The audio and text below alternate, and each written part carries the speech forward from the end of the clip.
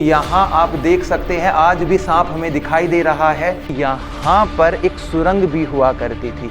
360 किले बनाए गए थे इस गोहद की हिस्से की सुरक्षा करने के लिए जाट राजाओं ने। सामने लगा करता था राजा का दरबार। यहाँ से हम प्रवेश कर जाएंगे दोस्तों रंग महल में। यहाँ पर नृत्य और संगीत समारोह के कार्यक्रम जो हुआ करते थे, यहाँ पे राजा रानी बैठा करते थे। इसी स्थान पर उनके पहलवानों की जो महफिल है वो जमा करती थी। यहीं से जो रानियाँ थी इस किले की वो प्रवेश किया करती थी। पानी आने के चैनल को आज भी यहाँ पर हम देख पा रहे हैं। यहाँ पे रानी का शीशा लगा रहता था जहाँ पर बैठकर रानी श्रृंगार किया करती थी। और ये थे उस समय के पानी को ठंडा और गर्म करने के दोनों हॉल पॉइंट। रानी के इस कक्ष के अंदर यहाँ पर रोशनी के लिए दियों का इस्तेमाल किया जाता था और परफ्यूम इत्र वगैरह यहाँ पे छिड़के जाते थे। ये उस समय का पुराना मंदिर हुआ करता था। सांप आज भी रक्षा करता है इस स्थान की। यहाँ पर बना हुआ है दोस्तों फांसी घर। ये हुआ करता था उस समय का जेल। और दोस्तों पत्थरों की मदद से सुरंग को बंद कर दिया गया है, जो आज से 500 वर्ष पहले जाट राजाओं का 500 वर्ष पहले बना हुआ ये वाला जो गोहद का महल है, किला है, वो कितना ज़्यादा बड़ा खूबसूरत बना हुआ है दोस्तों। और मध्य प्रदेश के डिस्ट्रिक्ट भिंड में ये स्थित है। यहाँ पर जब आक्रांताओं ने हमला किया था तो उसकी गोली की और तोप की वजह से इसका जो बाहरी हिस्सा है ये पूरा क्षतिग्रस्त हो गया था, जिसके सबूत आज भी हम देख पा रहे हैं। और दोस्तों आज हम पहुँच चुके हैं जाट राजाओं की उस विरासत को देखने के लिए जिसे गोहद के किले के नाम से जाना जाता है। 360 किले बनाए गए थे इस गोहद की हिस्से की सुरक्षा करने के लिए जाट राजाओं ने। 1505 के वक्त में सिंहदेव नाम के जो जाट राजा थे उन्होंने गोहद की स्थापना भी करी और यहाँ पर इस किले को बनाया। किले की बनावट ही इसके इतिहास का साक्ष्य तौर पर सबूत बनता है। मुख्य हॉल में दरबार में जाने का ये मार्ग हुआ करता था। काफ़ी खूबसूरत पत्थरों पे किया गया बारीक काम इसकी खूबसूरती को, बनावट को और भी ज़्यादा बेहतरीन बना देता है। इस वाले हिस्से में सैनिकों की चौकियां लगा करती थी, सैनिक तैनात रहा करते थे। ऊपर जाने के रास्ते बने हुए हैं दोनों तरफ। एक जैसी सिमेट्री, पत्थर और पतली ईंटों का इस्तेमाल इस निर्माण में किया गया है। ये जो छोटा चौक बना हुआ है यहाँ पे सबसे खूबसूरत है इसके दरवाज़ों के और इस तिरपोलिया के ऊपर किए गए जानवरों की पत्थरों से बारीक पच्चीकारी, जिसके अंदर आपको मछली, भेड़, कुत्ते, तोता, हिरन, कमल के फूल, हंस, हाथी, फूल पत्तियां आदि दीवारों पर ईरानी शैली में नक्काशियां दिखाई देंगी, जो 1505 के वक्त में यहाँ के जाट राजाओं के द्वारा बनवाना शुरू किया गया था। और ऐसा बताते हैं कि ये वाला जो स्थान है तकरीबन 300 वर्षों तक यहाँ पे जाट राजाओं का शासन रहा था। सीधे तौर पर जब हम आगे बढ़ते हैं तो सामने लगा करता था राजा का दरबार और इस दरबार में किया करते थे फैसला। और यहीं पर उनकी जो रानी थी ऊपर छज्जे पे बैठा करती थी, फैसले को सुना करती थी। और सामने की तरफ जब दरबार लगता होगा तो उनके जो मुख्य अधिकारी लोग थे, पद अधिकारी, वो सब यहीं पर विराजमान होते होंगे। तो दीवाने आम, दीवाने खास और ख़ास मेहमानों का स्थान यही हुआ करता था। आज के समय में हम इनके एक एक भाग को थोड़ा देखने की कोशिश करते हैं। और इस तिरपोलिया वाले हिस्से में जहाँ पे 3 दरवाजे बने हैं, ऐसा बताते हैं कि मेहमान नवाजी के लिए इसी स्थान पर जो जाट राजा थे वो अपने मेहमानों को ठहराया करते थे। एक लंबी गैलरी बनी है और यहाँ पर राजपूताना और मुगलिया समय की शैली, स्थानीय जो वास्तुकला है उसका बेहद बेजोड़ नमूना यहाँ आज हमें पेश होता है। काफ़ी जो बारीक काम था जालियों का वो टूटा हुआ भी हमें मालूम पड़ता है। और इसी मेहमान नवाजी के साथ में जब उन्हें किसी विशेष मुद्दे पर फैसला लेना होता था तो यहाँ पर बिठाते थे अपनी वो सभा, और उस सभा के अंदर किया करते थे वो सारी अहम बातें जो गोहद की रियासत को और भी मजबूत बनाता था। अब दोस्तों जब हम इस अंदर वाले हिस्से को देखेंगे तो साथ में इतिहास को भी समझेंगे। इस किले का जो निर्माण है वो जाट शासकों के द्वारा करवाया गया था और गोहद के जो जाट राणा थे वो बेसिक तौर पर पंजाब और राजस्थान के निवास करने वाले थे।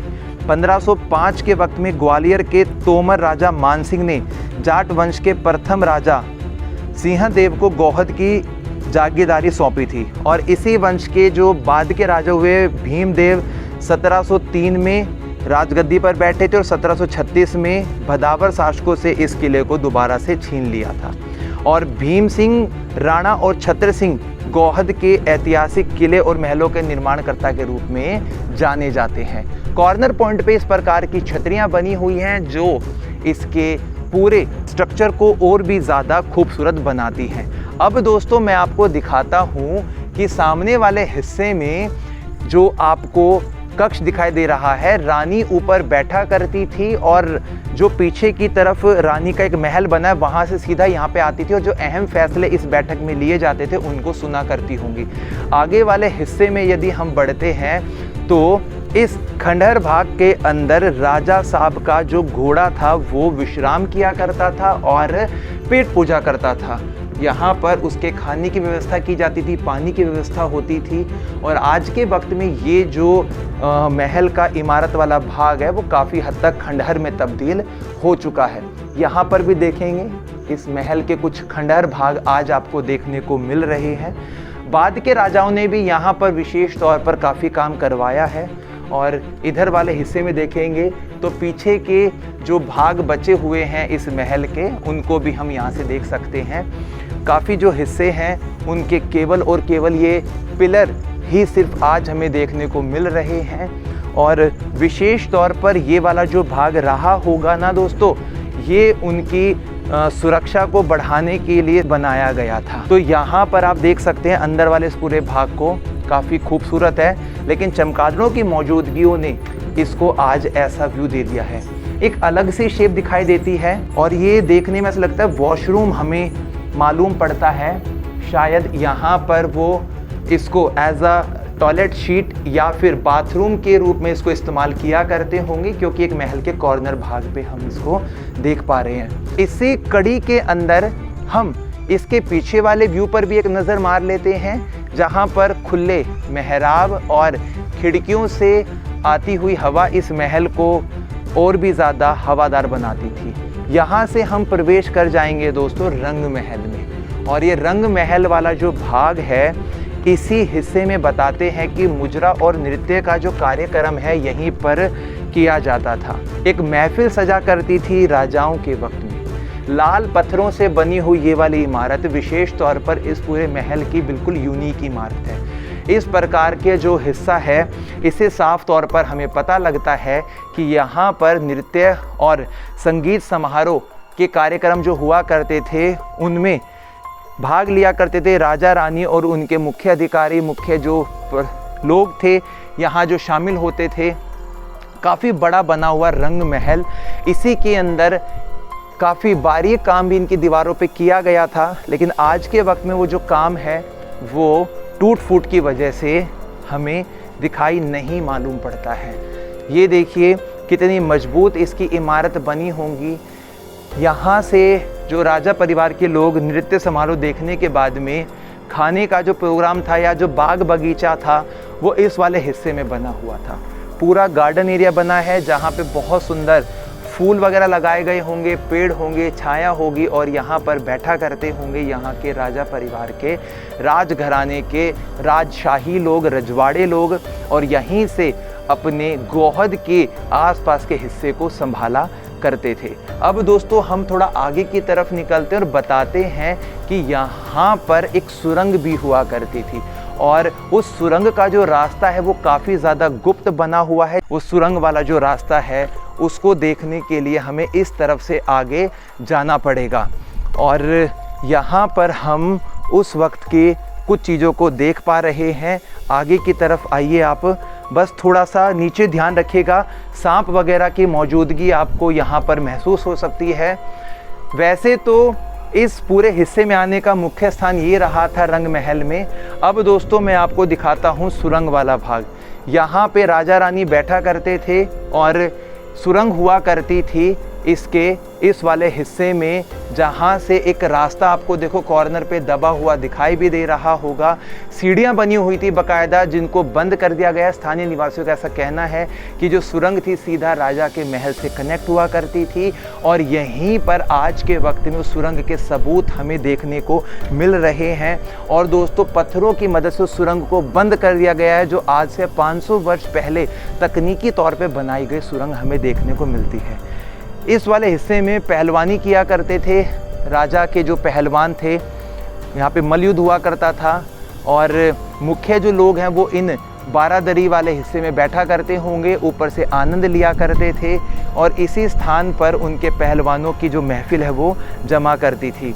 ये पूरा जो ग्राउंड है वो पहलवानी के लिए इस्तेमाल में आया करता था, और राजा और रानी के बैठने के लिए जो ये वाले स्थान है वो बताए जाते थे। इन्हीं हिस्सों में राजा रानी के जो सिटिंग प्लेस है वो बताते थे। इधर बैठते थे राजा साहब, इधर बैठती थी रानी, और उसके बाद में पूरे हिस्से को देखा करती थी। देखो नीचे की तरफ आपको कुछ ये होल जो दिखाई दे रहे हैं वो उस नीचे जाने वाले रास्ते के लिए रोशनी का काम किया करते थे, और एक कनेक्टिविटी बनी हुई थी इन दोनों महलों के बीच में। इसीलिए आज भी उसके जो अंडरग्राउंड सबूत हैं वो हमें यहाँ पर दबे हुए दिखाई दे रहे हैं। उस वक्त की सुरंग यहाँ पर मौजूद है। इस हिस्से में दोस्तों हमें रानी का महल दिखाई दे रहा है, कुछ खंडहर भाग दिखाई दे रहे हैं, और मैं आपको दिखाता हूँ कि ये जो पूरा महल, एक किला जो बना था गौहद का, इसको बनाने के लिए जो मुख्य रास्ता था इसमें प्रवेश करने का, उसका मार्ग यहाँ से बनता है। और साथ साथ में जब आप इस पूरी इमारत पे अपनी नज़रों को गड़ाते हैं तो दोनों तरफ आपको वही 12 द्वार दिखाई देंगे जो इसको बहुत खूबसूरत बनाते हैं, और तोप के गोलों की वजह से जो टूट फूट है वो साफ तौर पर आज भी हमें यहाँ देखने को मिलती है। आगे की तरफ आइए दोस्तों, ये इस पूरे किले की 4 दीवारी का एक बाहर का हिस्सा है, और मूलतः तौर पर बताते हैं कि यही सबसे पहले इस किले में प्रवेश करने का मुख्य दरवाज़ा हुआ करता था। यहीं से राजा और सैनिकों की जो टुकड़ी थी इस किले में प्रवेश किया करती थी, और सैनिक जो थे वो भारी मात्रा में तैनात रहते थे, अपने साथ में हथियारों को रखते थे।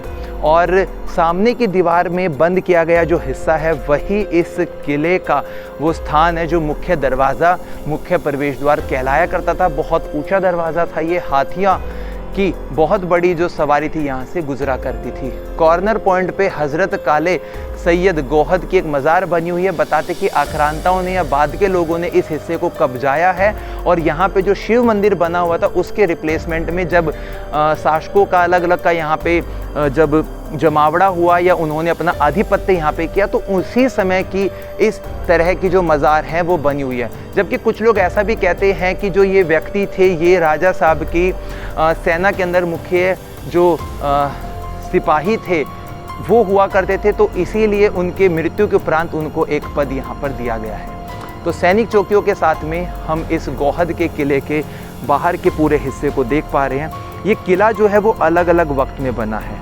शुरुआत तो इसकी 1505 के वक्त में कर दी गई थी, लेकिन बाद के जो शासक थे उन्होंने भी यहाँ पर अपना अहम योगदान दिया। पास में ही वैसली नदी है, और रणनीति रूप से इस किले का चुनाव किया गया था। नदी का गोलाकार जो भाग है वो इस किले को नेचुरल प्रोटेक्शन दिया करता था। किले में आने के 7 द्वार हैं, और वो जो द्वार हैं उन्हीं गांव की तरफ खुलते हैं जो गांव जिस दिशा में पड़ते हैं।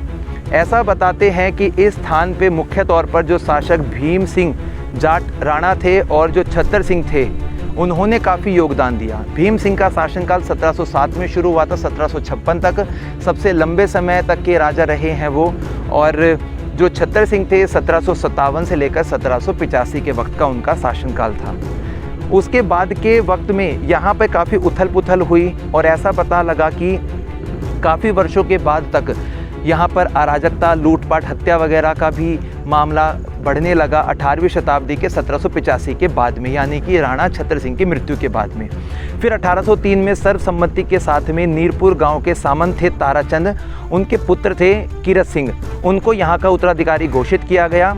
और उसके बाद में ये वाला जो स्थान है वो सिंधियाओं के साथ में, मराठों के साथ में और यहाँ के जाट राजाओं के साथ में काफ़ी तालमेल और लड़ाई का जो वक्त था वो पूरा समा बना रहता था। अब हम देखने वाले रानी के श्रृंगार कक्ष को, जहां की शुरुआत इस मुख्य दरवाजे से हो जाती है।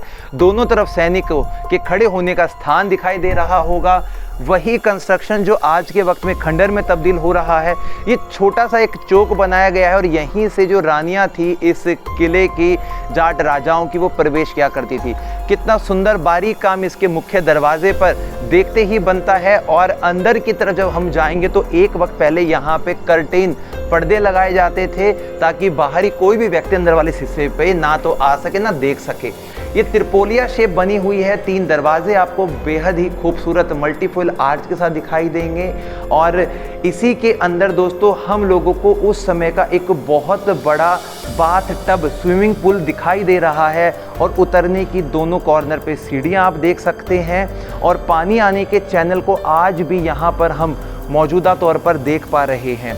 गर्म ठंडे पानी की दोनों की व्यवस्था थी। और इन्हीं कक्ष कमरों के अंदर रानियों के स्नान करने के बाद में विश्राम करने के कक्ष बने हुए हैं, जो आज हमें सफ़ेद चूना प्लास्टर की गई कारीगरी के साथ में एक बहुत सुंदर व्यू पेश कर रहे हैं। सो दोस्तों, ये जो कमरे हैं इन्हीं के अंदर उनके श्रृंगार कक्ष भी हुआ करते थे और इन्हीं में बने हुए थे रानी के और राजा के विश्राम स्थली। सो अब हम एक बार इधर आ जाते हैं और ये देखेंगे छोटा सा हिस्सा बना है, बाद में इसको रिपेयर करवाया गया होगा। आगे की तरफ चलते हैं, थोड़ा सा ऊपर जाने की सीढ़ियाँ दिखाई दे रही हैं। यहाँ पर देखिए दोस्तों, चमगादड़ बहुत सारे हैं, तो थोड़ा सा अपने आप को बचाकर हमें आगे आना है। और ये छोटे छोटे जो कमरे बने हैं ना, इसमें आपको मैं इसकी खासियत दिखाता हूँ।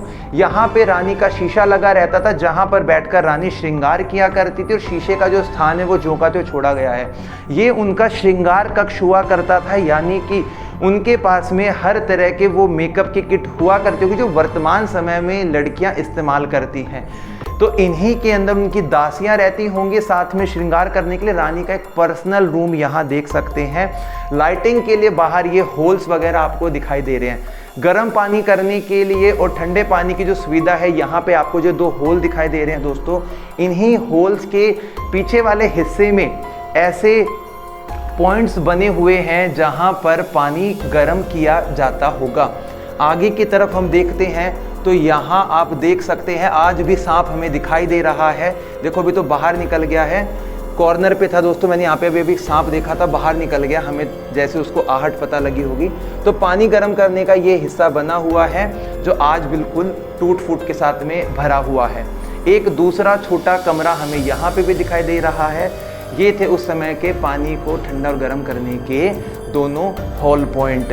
तो रानी के श्रृंगार कक्ष को देखकर बहुत अच्छा लगा और काफ़ी सारी बारीकियां हैं जो इन कमरों के अंदर हमें देखनी बाकी है। रानी के इस कक्ष के अंदर यहाँ पर रोशनी के लिए दियों का इस्तेमाल किया जाता था और परफ्यूम, इत्र वगैरह यहाँ पे छिड़के जाते थे।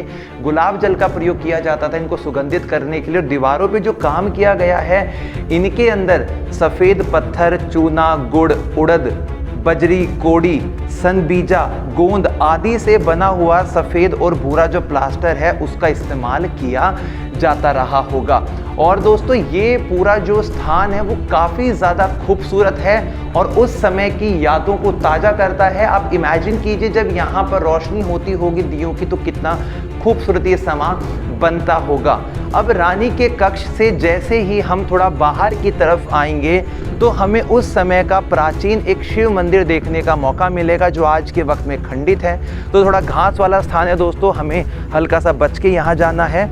और ये उस समय का पुराना मंदिर हुआ करता था। रानी स्नान करने के बाद में मंदिर में आती थी और यहाँ पर ऐसा बताते हैं कि आक्रांताओं ने इस हिस्से को तोड़ दिया है और पहले के वक्त में ये पूरा जो हिस्सा है वो भगवान शिव को समर्पित एक मंदिर हुआ करता था। आज उसके केवल अवशेष मात्र बचे हैं और ऐसा बताते हैं कि इस मुख्य भाग में शिवलिंग की स्थापना की गई थी। सिर्फ और सिर्फ ये 4 खंभों पे खड़ी हुई छतरी दिखाई दे रही है। काफ़ी जो भाग है आसपास का वो टूट चुका है। आप अपनी नज़रों को जिस भी भाग पर लेकर जाएंगे आपको देख के बहुत दुख भी होगा, गुस्सा भी आएगा कि हमारी जो प्राचीन विरासत है उसको आक्रांताओं ने किस प्रकार से तोड़ा और तोड़ने के बाद में यहाँ की जो हालत है वो ऐसी बना दी है। तो यहाँ पे स्थापित था पहले के वक्त का शिवलिंग, और ऐसा बताते हैं कि सांप आज भी रक्षा करता है इस स्थान की, और भगवान शिव के उन साक्ष्यों को यहाँ पर आज भी हम देख सकते हैं आँखों से, क्योंकि इस हिस्से में बहुत सारे ऐसे सांप हैं जो इस पूरे परिसर के आसपास मंडराते रहते हैं। अब दोस्तों ये पूरा जंगल वाला जो हिस्सा बना हुआ है, घास फूस के साथ में पिलर देख सकते हैं, पुराने वक्त के पिलर का जो पैटर्न है वो बहुत ज़्यादा यूनिक है। अब जाते हैं किसी आगे वाले हिस्से को देखने के लिए। सकरे रास्ते से होते हुए हम अब इस किले के सबसे ऊपरी भाग पे पहुंच चुके हैं, जहां से हम और भी बारीकी के साथ में पूरे जो किले को समझ सकते हैं। दोस्तों हमारी जो नज़र है वो सबसे पहले इसके उसी हिस्से पे पड़ती है जहाँ पर रानी का वो नहाने का बहुत बड़ा बाथटब बनाया हुआ था। सामने की तरफ वो नदी है जो इसको नेचुरल प्रोटेक्शन देती है, और पहले इसके अर्धगोलाकार आकृति में किले के चारों तरफ फैली हुई थी। यहाँ पर बना हुआ है दोस्तों फांसी घर, पुराने समय का कुआं है जिसको बाद के वक्त के शासकों ने फांसी के रूप में इस्तेमाल भी किया था, और काफ़ी वक्त तक इसका जो पानी है वो इस किले के अंदर भी आता था। आज के समय में तकरीबन इसकी जो दीवार है वो हमें टूटी हुई ज़रूर दिखाई दे रही है। एक कुआं यहाँ पे बना हुआ है जिससे रस्सी की मदद से, चड़स की मदद से पानी खींचा करते थे। और दोस्तों ये हुआ करता था उस समय का जेल, जहाँ पर कैदियों को सज़ा दी जाती थी, और ऐसा बताते कि सिंधिया शासकों के द्वारा जेल को शुरू किया गया था। जो लोग कर नहीं देते थे उनको इस जेल के अंदर बंद किया जाता था। सामने वाले हिस्से में टूटे हुए बुर्ज दिखाई दे रहे हैं, बताते काफ़ी सारे बुर्ज यहाँ बने हुए हैं। और ये वाला जो बड़ा ग्राउंड वाला आपको हिस्सा दिखाई दे रहा है, इसे साफ तौर पर देख के पता लगता है कि ये उनका एक अहम भाग रहा होगा। यहाँ पर राजा लोग एक गार्डन के रूप में इसको इस्तेमाल करते थे, खाना पीना यहीं पर इनका हुआ करता था। और जैसे जैसे हम लोग आगे की तरफ जाएंगे तो हम ऊपर के कुछ होल्स को देख रहे हैं। इन्हीं होल्स की मदद से नीचे वाले कमरे में वेंटिलेशन, रोशनी रहा करती थी। और आगे की तरफ जब आप आ जाते हैं तो काफ़ी कुछ जो दबी हुई इमारतें हैं जो इस ऊंचाई से हमें दिखाई दे रही हैं, जो आज जितना ऊपर ये किला बना है बताते उतना ही नीचे हुआ करता था। तो इसकी काफ़ी सारी इमारतें आज दब चुकी हैं, और इस पूरी प्राचीर के, इस कोट के, इस पूरे परकोटे के साथ में फैली हुई दीवार में यहाँ जो आपको ये बड़े बड़े लाल रंग के पिलर दिखाई दे रहे हैं, यहाँ पे बताते हैं घोड़े वगैरह को बांध के रखा जाता था, इनके हाथी वगैरह। और सामने वाला जो पूरा हिस्सा ग्राउंड है वो सैनिकों की चौकी हुआ करता था। तो दोस्तों इस हिस्से के साथ साथ में यहाँ से हम उस 2 छतरी को देख पा रहे जो एक वक्त पहले 4 हुआ करती थी, और बाकी 2 छतरियाँ इसकी टूट चुकी है। राजा रानी के महल और बाकी जो हिस्से हैं वो यहाँ से बखूबी तौर पर हमें दिखाई मालूम पड़ते हैं। तो दोस्तों गोहद का जो ये वाला किला है, इसकी शुरुआत तो 16वीं शताब्दी के शुरुआती वक्त 1505 में सिंहदेव नाम के जो जाट राजा थे उन्होंने कर दी थी, और 300 वर्षों तक, 805 तक यहाँ पे जाट राजाओं का शासन रहा। बीच में ग्वालियर के सिंधिया शासकों ने अपना कब्जा किया, फिर मराठाओं के साथ में भी इनकी लड़ाई बताई जाती है, अंग्रेज़ों के अधीन में भी हिस्सा ये वाला आया। तो काफ़ी उलटफेर हुए, और आज के समय में भी इस किले के ऊपर जब लड़ाई हुई थी तो तोप के गोलों के निशान भी हम लोगों ने देखे हैं। तो दोस्तों काफ़ी अच्छा लगा गोहद की इस विरासत को आज हमने खंगाला। यहाँ पर एक नवीन महल बना है जो 18वीं शताब्दी का बेजोड़ नमूना यहाँ के राजा छत्र सिंह जी के द्वारा बनवाया गया था। उसको देखने के लिए हमें इस किले से बाहर की तरफ जाना पड़ेगा। अब चलते हैं आगे की तरफ।